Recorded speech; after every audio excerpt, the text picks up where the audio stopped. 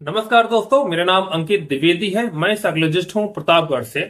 स्वागत करता हूं आप लोगों का अपने यूट्यूब चैनल पर।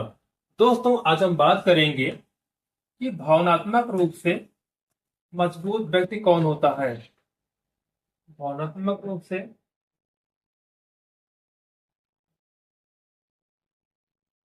मजबूत व्यक्ति कौन होता है, या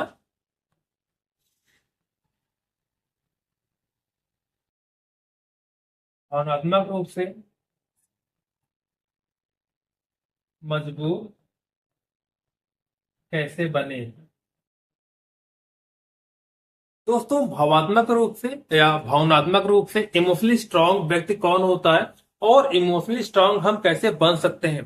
तो दोस्तों, वो सारे व्यक्ति भावनात्मक रूप से स्ट्रांग होते हैं जो अपनी परिस्थितियों से सीख कर वो आगे बढ़ते हैं, ना कि उन परिस्थितियों में दब कर वो रह जाते हैं। आप इससे एक एग्जाम्पल समझिए। जैसे डिप्रेशन में क्या होता है, व्यक्ति के मन में वो नेगेटिव थॉट बार बार चलता है।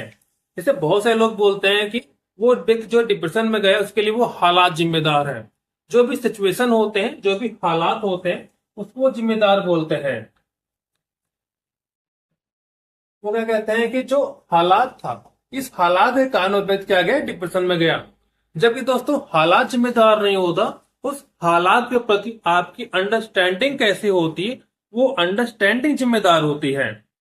आप इसे इस प्रकार से समझिए, जैसे दो व्यक्ति हैं, ठीक है, एक है ए, एक है बी। दोनों लोग क्या करते हैं, बिजनेस करते हैं। ए क्या करता है, ये लॉस में चला जाता है। अब लॉस में जाने के बाद इसके मन में नेगेटिव थॉट आता है कि इस बिजनेस में क्या हुआ, मुझे लॉस हुआ।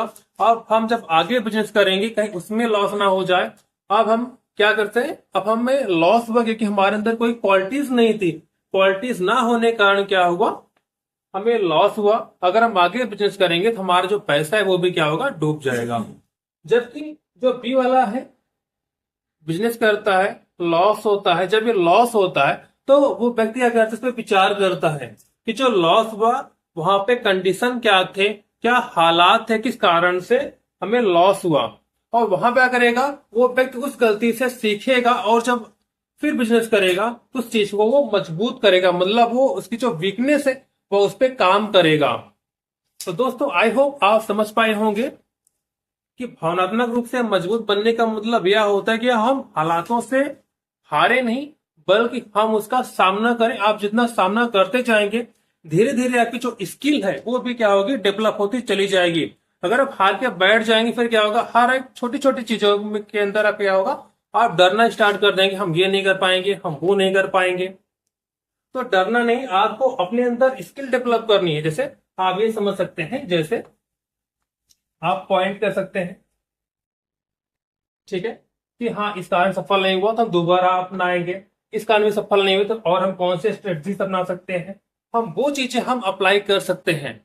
तो आपके सोचने का तरीका क्या है वो जिम्मेदार होता है, हालात जिम्मेदार नहीं होते। अगर हालात जिम्मेदार होते किसी भी सिचुएशन के लिए तो आजकल हर एक बच्चा, हर एक व्यक्ति क्या होता, डिप्रेशन में होता, वो मानसिक समस्याओं में घिरा रहता। लेकिन अगर हर कोई व्यक्ति, हालात सेम है, सिर्फ कोई व्यक्ति है जो अच्छा कर गया और कोई व्यक्ति क्या है, डिप्रेशन में चला गया, तो वहां पे हालात जिम्मेदार आप उसे ना मानिए, आप ये मानिए कि हाँ वो क्या है, इमोशनल रूप से, भावात्मक रूप से इतना स्ट्रांग नहीं है। तो वहां पर हमें करना क्या है, हमें किसी साइकोलॉजिस्ट को दिखाना है ताकि वहां पर उसकी साइकोथेरेपी हो सके और वो पुनः अपना काम दोबारा स्टार्ट कर पाए। आई होप दोस्तों, छोटी जानकारियों के बहुत काम आई होगी, थोड़ी सी इंसाइट मिली होगी इमोशन के बारे में। अगर आपके मन में कोई क्वेरी है तो आप कमेंट के माध्यम से आप हमसे पूछ सकते हैं।